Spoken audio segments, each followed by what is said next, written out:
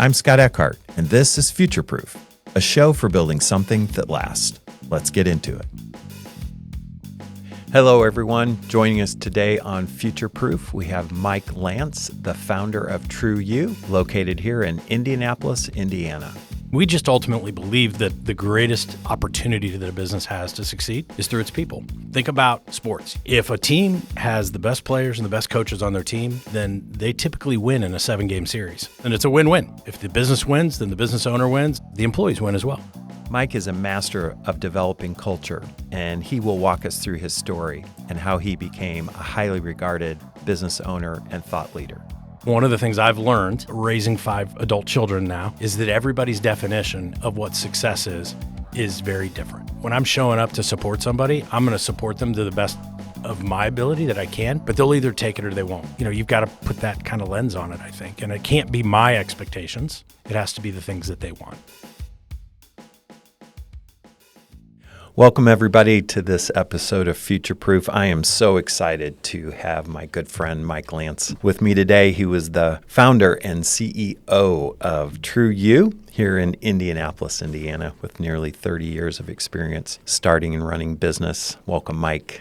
Thanks for having me. I've been looking forward to this. Got your hair cut? Got a fresh cut over the weekend just for this. Looking fabulous. Yeah. So Mike believes in people. And he believes that's the greatest strategic advantage to any company. And Mike's also an example of what happens when you focus on culture first. So at the heart of his company, trueU, is a great phrase, culture made simple, which I love that because it's 3 words and it says a lot of things. So I'm going to give my best effort at describing trueU, based here in Indy. It's really growing quickly, has 4 main areas. Custom HR solutions and operations, number 1. Number 2, talent and people strategies. Number 3, culture, community. And number 4, a leadership academy. So, Mike, did I capture trueU all right? What did I miss? Yeah, I think that's great. Well, thanks again for having me. I mean, we just ultimately believe that the greatest opportunity that a business has to succeed is through its people. And so through a lot of different ways, we help small to medium-sized companies master the people part. We fundamentally believe that if you have the best people and the best coaches on your team, then you're going to be the most successful team. Think about sports. I love sports, big baseball guy. If a team has the best players and the best coaches on their team, then they typically win in a 7-game series. And so we just help companies accomplish that so that they can go out and win in the game of business. And it's a win-win, right? If the business wins, then the business owner wins. And if the business wins, then, the way we teach it is the employees win as well. Yeah. So I would describe you, though, as a person with this enormous amount of energy and enormous amount of just capacity for both change and growth and vision. And where does all that energy come from? Being a serial entrepreneur, I mean, where does it come from? I guess the womb. I mean, I've been this way my whole life. I mean, I was the guy that riding in the back of a wood-paneled station wagon heading to Florida on vacation, and I was asking where the next vacation was. So I've always had a lot of energy. I've always wanted to be involved in a lot of things. My mantra is I'll sleep when I'm dead. And so I've always had a high level of energy, high level of capacity for taking things on. And I think that's my natural being, and I think I was raised that way, and I've had great parents who saw that and wanted to create opportunities for me. So here's a tough question. If I ask you, Mike, grow a company from 100 million to 500 million, 3 to 5 years. Could you do it? Would you do it? Well, I actually got the opportunity to be a part of that. I owned a business from 2000 to 2009 and sold it. And I had a pretty extended non-compete. So a great friend of mine, Dave Lindsay, hired me to become the chief people officer at a company called Defenders Direct, who later changed their name to Defenders. They were the largest authorized dealer for ADT security. And I remember meeting with him and with Marsha Barnes, and they said, we want to grow this business from 100 million, this is in 2009, from 100 million to 500 million in 5 years. And I'm like, oh, wow, that sounds like a lot. And they go, but here's the key. We want to do it on a people strategy. We believe that our people are what can help us do that. Ultimately, it was about creating a strategy for how we could engage our people to help us grow the business as quickly as possible. So I've signed up for that because, that was like right down the heart of the plate. Okay. Then what happened? I mean, you said yes, and here we go. And yeah, in 5 years, we had $500 million in revenue. And 2 years after that, we hit $750 million in revenue. And that's when I bailed out. But yeah, it was great. It was fast growth. It was a lot of work. And got to work with some amazing people, but we were able to really bless the lives of so many employees that worked for Defenders. and who have gone on and done really great things since they left. And do I understand that it created enough of a stir that there might have been some other companies that while you were doing that said, is there any way we can kind of lab this and come in and see what's happening? Yeah, so Dave was in YPO, and he's showing up at one meeting, saying, hey, we're X million in 100 million, we're at 150 million in revenue. And then 2 months later, he's walking in going, we're at $250 million in revenue. And people were like, how are you doing this? And his favorite thing to do is to flip him my business card and say, go talk to Mike. It was all through our people. Our mantra there was businesses don't grow, people do. And so our bet was if we just invest in our people, we treat them right, we see them as our greatest opportunity to succeed, which meant it was their greatest opportunity to succeed as well, not only in our business, but also in any future businesses. If we just looked at it from that point of view and we just kept pumping those investment dollars into our people, we couldn't help but grow. And that's how it turned out. Doesn't every company say they work or invest in people, just kind of on the surface? Don't they just kind of say that? Yeah, I think most of them do. And then the question is, do they really do? So then give me for an example. How did you guys do that then? Yeah. So number one is we were crystal clear on what we expected out of everybody that worked there. And there's lots of engagement data from the Gallup Research Organization. In fact, they have this survey called the Q12. It's been around since the mid-90s that companies can give to their employees to see how engaged their employees are. Question number one, I know what's expected of me at work. And Scott, you would be shocked at how many companies we go into from an initial engagement perspective. And if you just pulled an employee like out of the hallway and said, what are the top 4 things you have to accomplish in your job to be successful? They don't know what they are. And so we wanted to unpack at Defenders. We wanted to unpack where we were going as an organization, what our vision was, the pathway to get there, and make sure that all 4,000 employees, at least the day I left, those 4,000 employees all were crystal clear on how their performance impacted that, their day-to-day, how that impacted the vision where we were going. So the A word, you weren't afraid of accountability. No, not at all. Accountability, like we've talked a little bit about, what are some of the key pillars that had to be in place for us to have that growth. And one of them was accountability for sure. And we probably over-rotated from time to time. We subscribed a bit to the Jack Welch theory of top grading, which was bottom 10%. If you're in the bottom 10% of our organization for an extended period of time, you probably weren't part of our organization anymore. And that's one of the ways that we leveled up performance. Another one of those things would have been the creation of bulletproof systems. We all were required, every employee that joined was required to read The E-Myth by Michael Gerber. And Michael talks about one of the main reasons why entrepreneurs don't turn their businesses into corporations or thriving companies is for the lack of systems. So every employee had to have an SOP book that outlined how they do their job and, that sort of thing. And so there were some people that we'd call into my office to make a promotion, and we'd say, bring your SOP book, and they didn't have one, or it wasn't updated, and we passed on them from a promotion perspective until the next time, because we knew that was really important to the passing of the guard. And then I think the third area that we really excelled at was our culture. And culture isn't a soft thing. Culture isn't about ping pong tables and pool tables in the break room. Culture is about accountability, and culture is about identifying who we wanted to be as an organization and holding everybody accountable to living that each and every day. And we were able to do that and attract people to our organization where that was what they wanted. Not everybody fit at Defenders. Everybody's culture is a little bit different. And ours was one of high accountability and hard work and investing in people. So is it fair to say now, as founder of trueU and CEO, that you took the best of your favorite things there and took them to trueU? The original trueU actually started out of Defenders and was just really focused on the culture, community, and the leadership development side of things because we saw what was working and we wanted to share it with the world. And so that was the birth of the culture, community, and the leader development side of trueU. And that started back in 2014. And we grew a culture community up to about 60 members.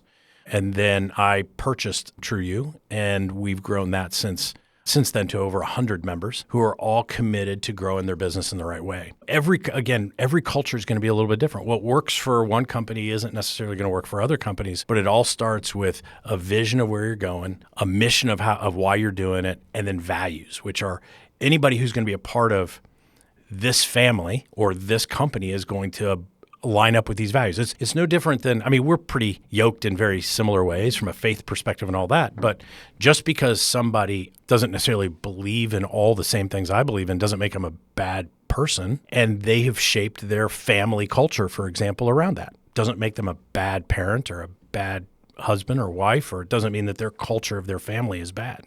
But I may not fit into that culture of that family. You may not fit into the culture of my family or vice versa. And so we encourage everybody to get crystal clear on what they want that culture to look like. And then we help them do that. And then we provide a lot of tools or frameworks or structures for how to go in and fill in the gaps behind that. So one of the early, probably best leaders, Peter Drucker, said that culture eats strategy for breakfast. We've talked about that. People throw that around a lot. And I know that's important to both of us. So how do you interpret that in your world and what you're doing? Well, jokingly, but kind of seriously, I highly disagree with Peter Drucker. Culture does not eat strategy for breakfast. Culture is the strategy. I make that little differentiation because it's not like you have strategy over here and then you have culture over here and they're in competition with each other. Like one's better than the other. I think the difference at Defenders was culture was our strategy. And so we would spend time in our executive team meetings talking about close rate or talking about how we can improve operational metrics, but we spent a lot of time talking about how can we shape this culture that attracts the very best people that are lined up with our core values? And we spent a lot of time talking about it and doing things about it. I saw senior level leaders at Defenders no longer be senior level leaders at Defenders because they were unwilling to model our culture or unwilling to hold people accountable to living our culture. And so I think that's the strategy in my point, the point that I'm trying to make there. So would you say that's the heart of trueU then, is helping business leaders understand why culture needs to be strategy? I think the heart of, we have trueU, and underneath trueU, we have our HR and culture strategy division and our HR and culture operations division, where companies hire us to actually run their HR departments, to be their HR departments. And then we have our culture community, and we have our leader development, our leadership academy. And it depends on where a company is. Like we meet them where they are. So if they already have an internal HR department, then we want to help, influence and help them grow their culture and their HR capabilities. Some organizations come to us and they don't have anything in place, and we'll go in and not guide them through it. We will actually do it for them. We're not inserting our values and our culture into it, but what we will do is we will act as a chief people officer and provide all of the things that they need in order to grow a really great culture, but also to be operationally efficient, to have in their HR department and developing their leaders and training their managers and all of those things. Mike, you have a phrase that I really like that you talk about on your team is helping others become the best version of themselves. That could be looked at as a trite phrase, and I know it's not. It's not just a platitude. Talk to us and our listeners a little bit about what that looks like and what you've seen, maybe some real life stories of how when you've come into an organization, let's say, that is asking you to do, we don't really have a full-blown HR, we don't have all the systems, and we're worried that we're going to lose some people. We really want people to become best version of themselves. How do you guys do that? Can I give you the origins of where that came from first? I had some things go on in my mid-20s that caused me to just kind of reevaluate why I was here, what my life was going to be all about. And I hired an executive coach, and he was helping me work through this and all that. And one of the things that he asked me to come up with was a vision statement for my life. And at that point in time, I basically decided that everything that I was going to do in my life, it was going to be to motivate, to inspire, to coach, to teach others to do better. And I didn't have the phrase of become the best version of themselves at that time. But that was really the direction that I really wanted to go. And that's how it was. After I kind of cast that vision that I found Julie to marry. And, we decided to have 5 kids, 2 of which are biological and 3 of which are adopted. And it's why I started my first business. And it's basically been my North Star for how I operate my life. And then I read a great book called The Rhythm of Life by Matthew Kelly. And I read this book once a year. Every year I'll read it again. And one of the things he talked about was people becoming the best version of themselves possible. If you know who Matthew Kelly is, he has a very strong faith background. And so he really believes that we owe that to our Creator to become the absolute best version of ourselves that we can. But what I've found in my 35-year business career is most people don't. And I'm not sure all of us can get to exactly what God has put us here on this planet to do. I just don't think people really, truly realize what they're capable of. I think if you go ask probably some of the most successful people in the world and you say, is there more in there? They'll say, yes, there is.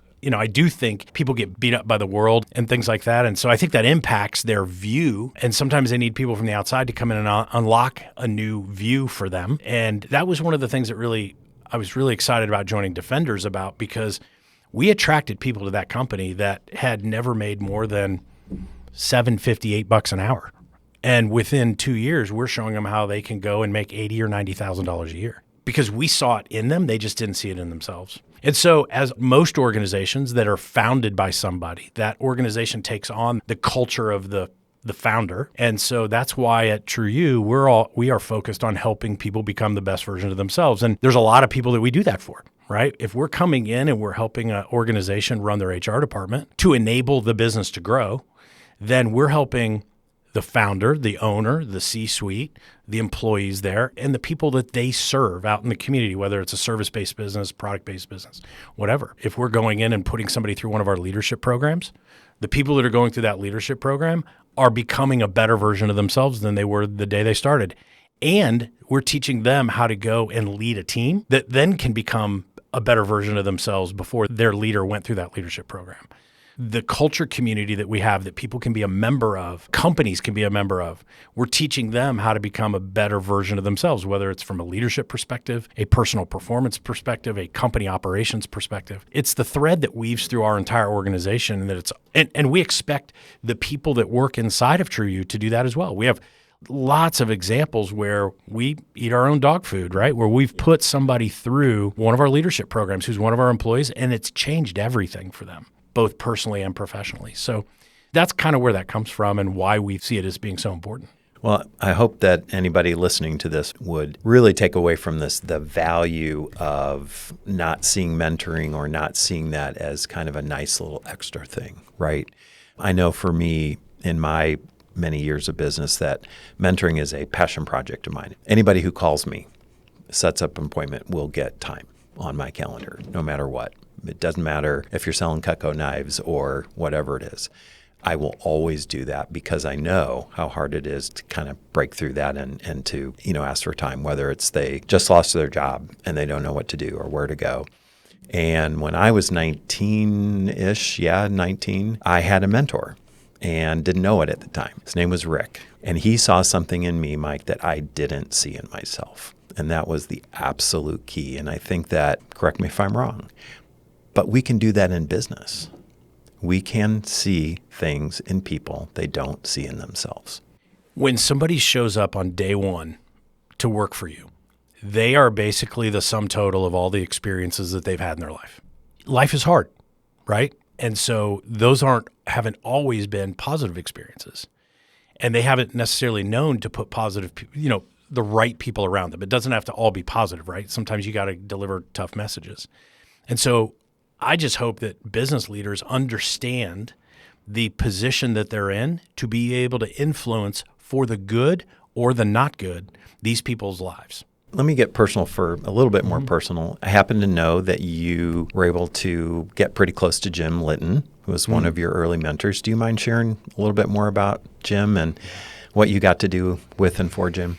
Yeah, so Jim Litton, for those that don't know, he's the owner of the F.C. Tucker Company. He bought it from the second generation Tuckers in 1986, and he still shows up every day and has ever since. And so he's brought on some partners and things like that. But I got the opportunity to sell residential real estate early in my 20s and did pretty well at it. And they had a new position open for vice president of training and development. And so Jim reached out to me and he said, how would you like to take on this position? And I told him no the first couple of times. Then I realized I grew up with a dad who was a very successful real estate agent. And at the time, it was a lot of nights, a lot of weekends and things like that. And I didn't really want that for my life as much as that was there. I wanted to make sure that I had time to have a balanced life or an integrated life. And so I decided to talk to Jim about the job, and he got me pretty excited about it. And so I decided to take it. And one of the reasons I was really excited to take it is because Jim was going to be my boss, my leader. So I could talk to Jim every single day. And here's this massively successful man, but also did it in all the right ways, right? And so I became their vice president of training and development. And he taught me a ton over the course of 5 years for the time I held that role. And I learned so much from him. And right to the very day that I resigned, I remember going to him. I wanted to go start my own business in 2000. And so I went to him and I said, Jim, I'm going to resign. And he shared that he was disappointed and that sort of thing. And said, well, this could be your future. You've known this here. But he asked me one key question that I ask everybody whenever they're leaving a company. Are you running to something or are you running away from something? And I told him I was running to something. And he said to me, he goes, great. I'm not going to try to talk you out of it. If you ever need my help, let me know. And he's always been on the other end of the phone whenever I've tried to call to ask advice and that sort of thing. My dad ended up finishing out his real estate career at the F.C. Tucker Company. And so my dad recently sold his home and I helped him do that. And so I'd reached out to Jim and I said, any way you could come to the closing. And in pure Jim Litton style, there he is waiting in the lobby of the title office to see my 87-year-old dad on the day he was selling the home that he and my mom lived in for many years before my mom passed. So he's just a wonderful man and he walks the talk. He's not soft. He doesn't let people get away with stuff. He holds people accountable. He's a great leader. He's built a very successful company, but he also has empathy and compassion and really cares about people. That's amazing. Any other mentors that you've had? I mean, I couldn't let a podcast go by without mentioning my dad. Yeah. So my dad and I are very close. He was my best man at my wedding, and he and I, really great friends, as well as having a father-son relationship. He and my mom taught me so much growing up. Like, they taught me character. They taught me hard work ethic. They taught me how to care about stuff. There's a lot of people that go through life that just don't care about things. And they created opportunities for me. They didn't show up and say, oh, Mike, here's a job, or here's 10 lawns you can go mow. They said, well, why don't you go start a lawn mowing business? And then encouraged me to do it. And I did that. Started at 10 years old and ran a lawn mowing business until I was 18 and graduated high school. And at one point had like 5 of my friends working for me. And so they always said yes to things that I said I wanted to do, as long as they were constructive, they were positive, and that they would have a positive impact on me moving forward. Now, is that nature, nurture, a little of both? I mean, think about all the people that you have come across your path, right? And you see someone with enormous potential. Is there a limit to how far somebody can go? Is it nature, nurture? I mean, what's your thought on that? Yeah, this is a great question, because I have 3 adopted kids, right? And so my wife and I, we have this nature, nurture conversation all the time. I believe it's both. I think there's a lot of people that they were born, you look at a set of siblings and one ends up over here on the left and one's up on the right. Not that either one of those are bad, but they're just very different, right? And so I think that there's both involved in it. I think my energy and my passion and my zest for life is nature. The fact that I'm actually doing it is a result of my parents' nurture. Okay. But at the same time, there are people that might have what I had growing up, but they didn't have the drive and the passion and to go actually do it, who wouldn't. How do you deal with that when you see someone that has pure raw talent, that you look at them and you're like, you could be amazing, but they won't take it. They won't do it. What do you do with that? Well, I think one thing on that is you're placing your definition of success on that person, right? One of the things I've learned raising 5 adult children now is that everybody's definition of what success is very different. When I'm showing up to support somebody, I'm going to support them to the best of my ability that I can, but they'll either take it or they won't. And I remember once that executive coach I was telling you about, when I started my first business the first time in 2000, it was an executive coaching firm is how I started it. And I remember I had like 25 clients at one point, and I'm talking to my coach and I'm like frustrated because some of my clients aren't making progress. And I'm like, Rich, I'm literally laying awake at night worrying about it. And his phrase was, stop laying awake at night worrying about somebody else when they're not laying awake at night worrying about themselves. And he said, lay awake at night worrying about the guys that if you picked up the phone at 2:00 in the morning, they would take it because they're laying awake. Stop worrying about the people that are sleeping just fine. And so that's kind of how I evaluate sometimes when I'm working with people, is like, how much do they care? I mean, I'm always going to care, I think, more than other people care, but I'm not going to, you've got to put that kind of lens on it, I think. And it can't be my expectations. It has to be the things that they want. So in an organization, though, when you've got roles to fill and that kind of thing, you've got to fill roles. And so, you're pretty good at spotting talent because I see your organization. I know the people in your organization, one in particular named Amber, who's amazing. Spotting talent can be interesting because, first impressions are what they are. And I know you use assessments and other tools, but let's talk about how you spot talent. Like, what does that look like, especially in a people, business, HR, leadership academy, all of that? Great question. And I here's a place that I think organizations miss sometimes as well. First off, really important to get crystal clear up front exactly what you're looking for. Have a standard for it and don't waver from it. I've been involved in hiring thousands of people, and you go meet with a hiring manager and I go, what are you looking for? And they'll list it out. It's probably a longer list than it really should be, but they'll list it out. 6 weeks will go by and they still haven't found the right one. So they start to minimize the expectations of what they want. And that never works, right? Because then they hire somebody they have these big expectations. They consciously know they're hiring somebody that probably can't fill those expectations. And then a year from them, they're frustrated that the person isn't filling the big expectations. So I think it's real important to get clear on what do we want them to do? And it's not the 25 things, it's the 3 to 5 to 7 things that are most important. These are the things that will get them promoted, or these are the things that will get them fired. And so a lot of organizations, when they create what do you want to go hire for, it's 22 things. And I try to coach them to narrow that down to 3 to 5 to 7 things of non-negotiables. These are the things I've got to make sure that they can do, and I need to evaluate them on those things. EOS has a really great model for thinking then about the non-technical things, the entrepreneur operating system, and they have a thing they call the people analyzer. And the people analyzer really talks about, if I think about Scott for our organization, do they line up with our core values? We have 5 core values. Do they line up with that? And have I vetted them through a conversation around each one of them so that I can not just hear Scott say, yeah, service matters to me. I want to hear examples, and I want to have a specific conversation around that. So I'm going to vet them through that. And then I'm going to ask them, do they get the job? Do they really understand what's expected of them? Those top 3 to 7 things. Do they want it? How bad do you want this job? And you have the capability, or really the capacity to do it. Not capacity time-wise, but capacity from a skill set perspective. And I think when you vet somebody through, these are the things I'm really looking for, and people line up with your core values, and they get the job, they want the job, and they have the capacity to do it, it's easier than most people put into. They just sometimes don't want to listen to the truth because they're desperate to fill a role or something like that. So we'll talk about Amber. I'm not saying something that I haven't said on a stage in front of her. When her resume came in to me, it wasn't the typical resume I was looking for. It came with a very high recommendation. It wasn't the typical resume. There was really nothing on her background that convinced me to say, yeah, you should take on this particular role. But when I really got into her alignment with our core values, the translation of past experiences into what I needed her to do in the future, and she passed the GWC test. Do they get it? Do they want it? And do they have the capacity to do it? And she's crushed it ever since. I'm a quote guy, as you know. And Jade Simmons, who you may or may not know her, is actually a concert pianist of all things and spoke at one of our big national meetings. And she said, the more you can be yourself, the more uncommon you become.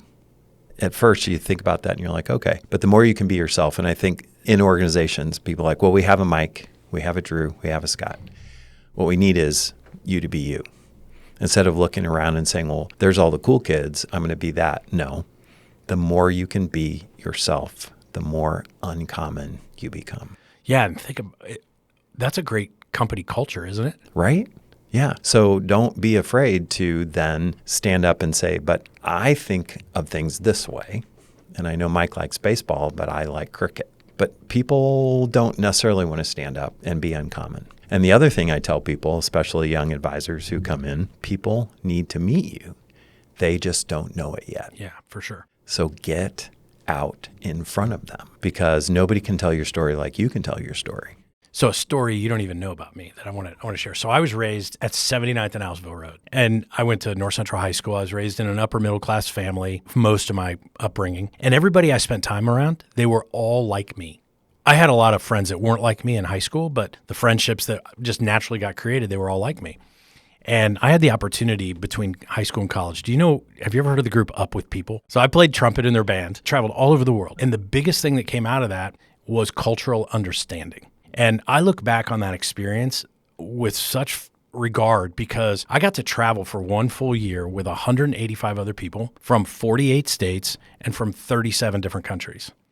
And none of them, for the most part, believed the way I believe. I was the only one from the state of Indiana. So I think that one of the things that I try to trumpet with organizations is not everybody's going to be like you. And a lot of organizations, they have this philosophy of like hires like.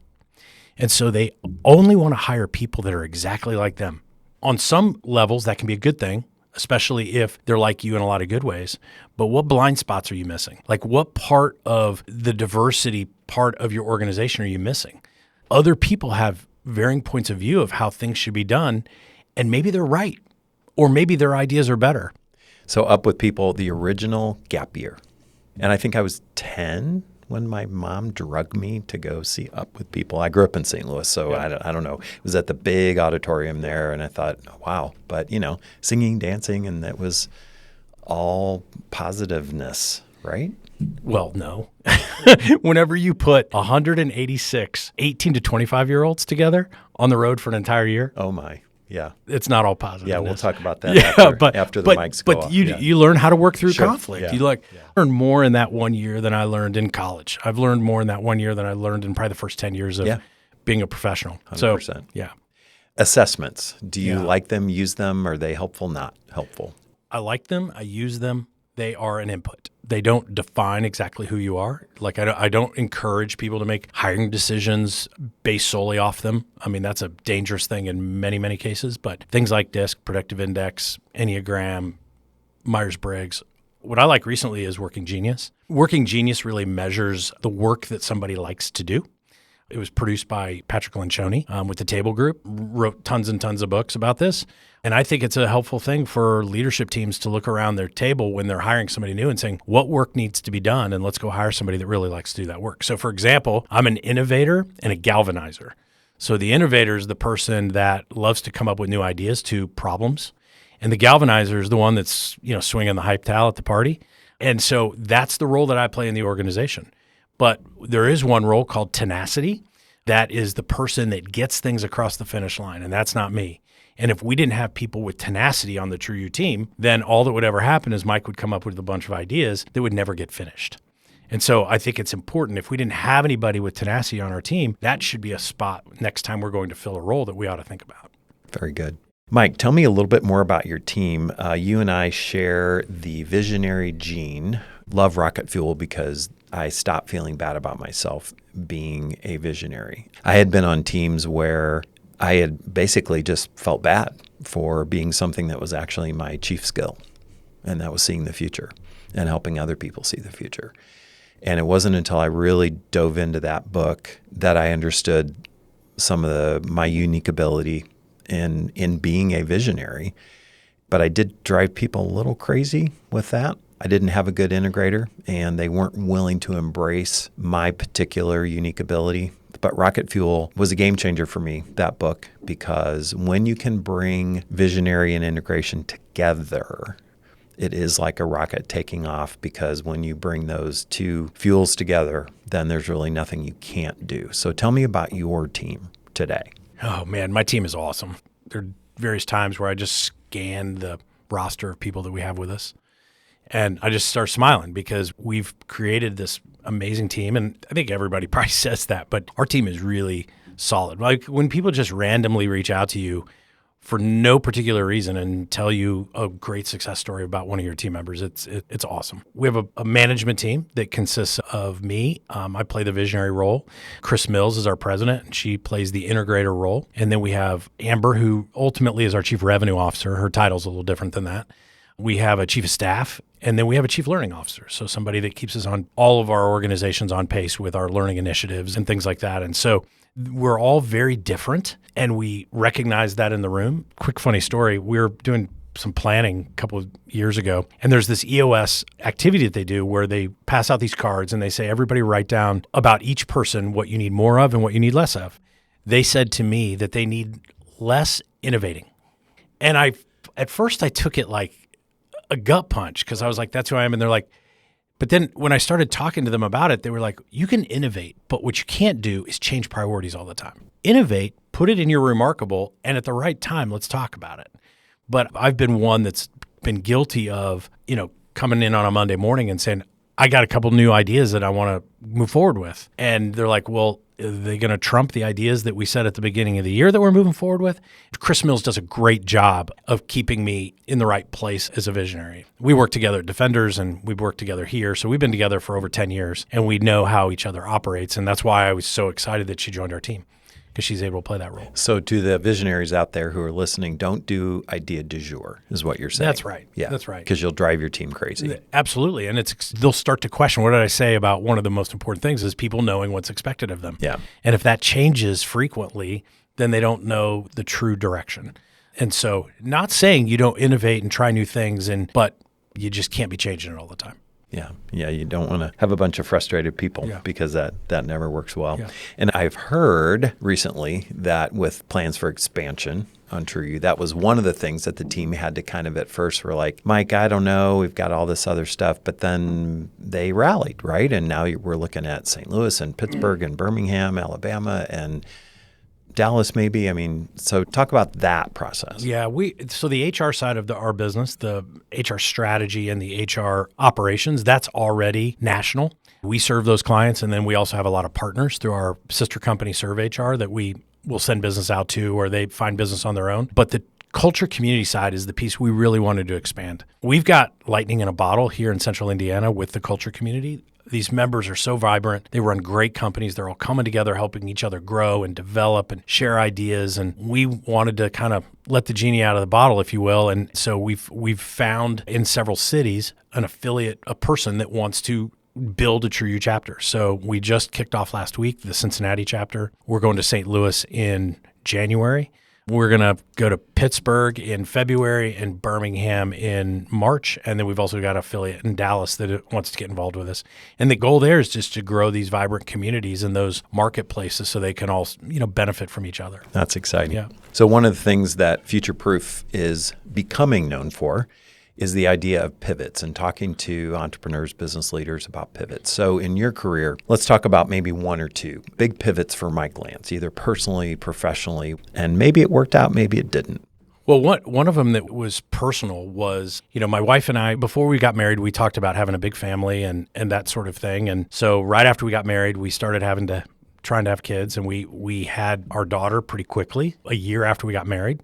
And we made the decision at that point in time that it's great to have a biological child, but we also felt really called to look outside of traditional means of having children. And so I remember the call I got from my wife, and she says to me, there's a seminar at this adoption agency, and I'd like to go and just check it out. And I'm like, well, when is it? She goes, tomorrow. And I was like, okay. So we went and we sat through this whole day seminar about what it was all about. And at the end, they pass out this application, and they say, if you want to apply to be an adoptive parent. And so we filled it out, and they were like, what do you want to adopt? And we're like, yeah, whatever comes, first baby born, right? And literally 8 days later, our phone rang, and they said, we have a baby boy for you to adopt.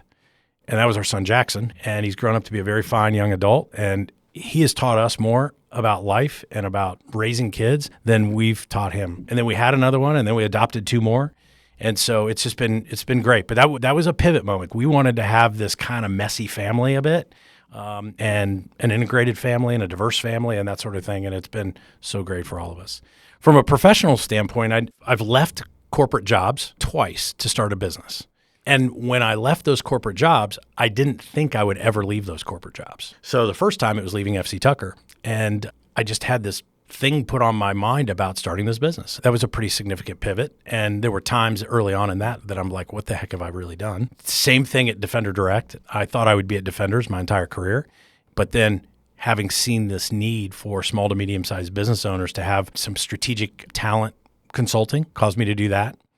We haven't failed at those things because I have a tradition that whenever I resign a job, I do it. My last day is always March 17th, St. Patrick's Day. I'm not Irish, and I didn't go to Notre Dame, but I'll take the luck of the Irish on my side when I'm starting something. So those were a couple of pivots that were meaningful.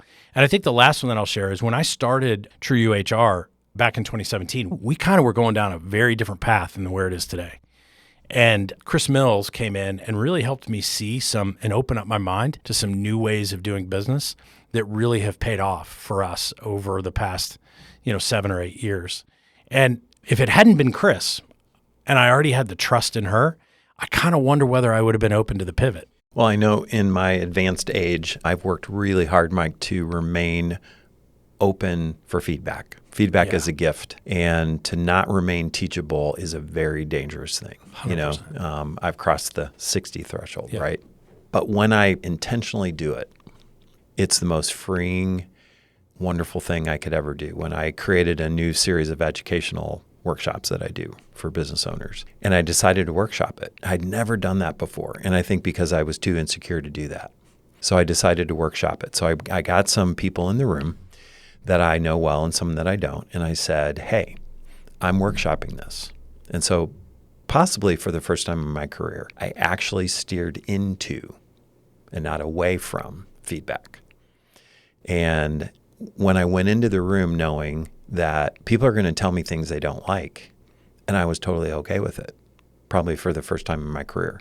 And it was amazing the things that I learned. And one of those people was Marcus that, we work with. And he came up with something that just absolutely was, was a small thing, but in a different circumstance, I would got my little feelings hurt, right? And so I really tried to keep that mindset, and I think as a leader, sometimes we think we're, at least I'll speak for myself, not you, above that, or I have it all figured out, that kind of thing. Yeah. And so I'm trying to find other ways to do that, steer into it. And if feedback is a gift, right, from people that care about you, not just, haters or whatever, it is one of the most freeing things that I could ever do. And I wish I had done it sooner. So on that note, are there things that you would have done differently or that you would have done sooner, maybe, in your career as we finish up here? While I don't regret leaving the F.C. Tucker company and starting my own business, because I believe everything has a purpose and a journey and all of that, I was way more confident in what I knew than what I really knew. So I was 30 years old, and I thought I knew a lot more. And so I wonder sometimes, and candidly, I don't think I realized how much I didn't know until I ended up going to Defenders. And, it's a bigger company and that sort of thing. And so I wonder sometimes, it all worked out, but I wonder what could have been different if I had not been so impatient and wanted to go and do this business yet. Like I always knew, but when I get something stuck in my head, I have a hard time. My parents used to say I have sand in my shoes. I gave the example of me going, where are we going next year on vacation when we hadn't even finished the first one?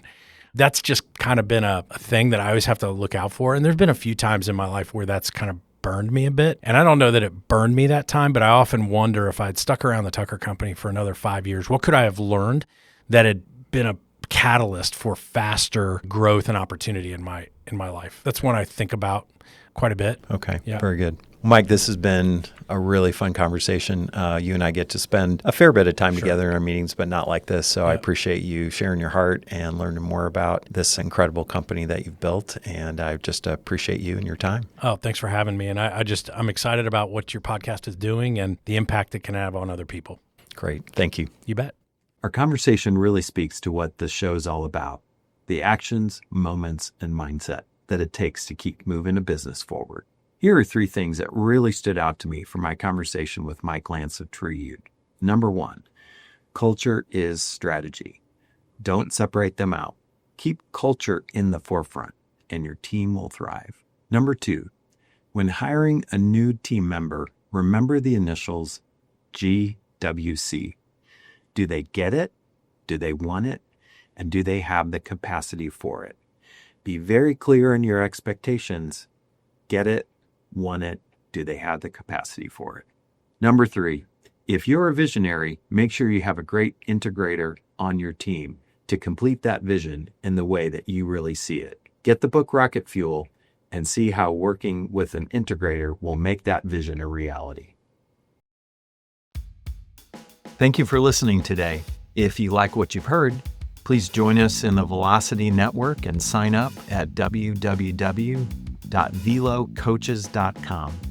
which is a gathering of entrepreneurs, business owners, and people who desire to learn more about running and owning a business. Also, you can subscribe to Future Proof on Spotify, Apple, YouTube, or wherever you listen to podcasts.